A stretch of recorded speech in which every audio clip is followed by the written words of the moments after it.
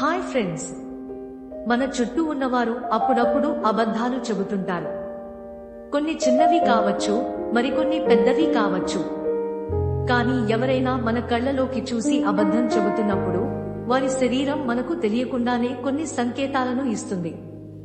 Psychology ప్రకారం ఒక వ్యక్తి అబద్ధం చెబుతున్నాడని కనిపెట్టడానికి ఉన్న 5 ముఖ్యమైన టిప్స్ ఈ రోజు తెలుసుకుందాం. పాయింట్ 1, కళ్ళ కదలికలు, ఐ మూవ్మెంట్స్.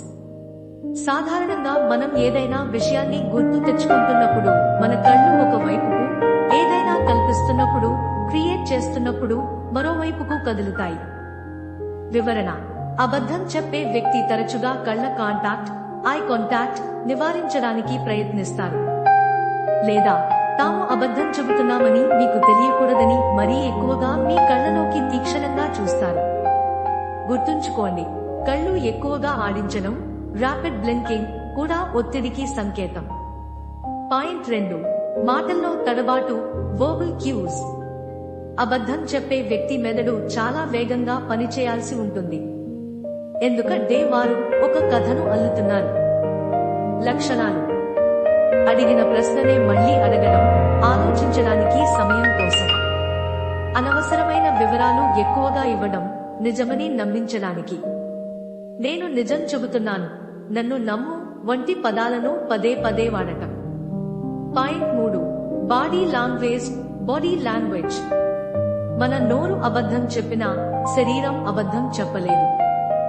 చేతుల కదలిక, అబద్ధం చెప్పేటప్పుడు తెలియకుండానే ముక్కును తాకడం, నోటిని కప్పుకోవడం లేదా మెడను రుద్దుకోవడం వంటివి చేస్తారు. స్థిరత్వం, కొందరు అబద్ధం చెప్పేటప్పుడు విపరీతమైన కదలికలు చూపిస్తారు, కాళ్ళు ఆడించడం, మరికొందరు విగ్రహంలా బిగుసుకుపోతారు. పాయింట్ 4, భావోద్వేగాల జాప్యం, డిలేడ్ ఎమోషన్స్.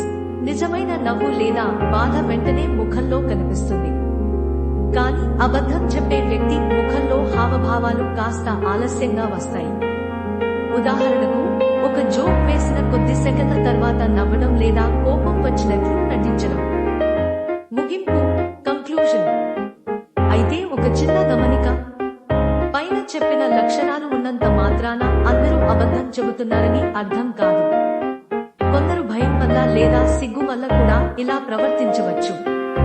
కాబట్టి ఒక వ్యక్తి సాధారణ ప్రవర్తన, బేస్ లైన్ ఎలా ఉంటుందో గమనించి ఆ తర్వాతే నిర్ణయానికి రండి. చివరి మాట: ఈ టిప్స్ మీకు నచ్చితే వీడియోను లైక్ చేయండి. మరిన్ని సైకాలజీ ఫ్యాక్ట్స్ కోసం సబ్స్క్రైబ్ చేసుకోండి.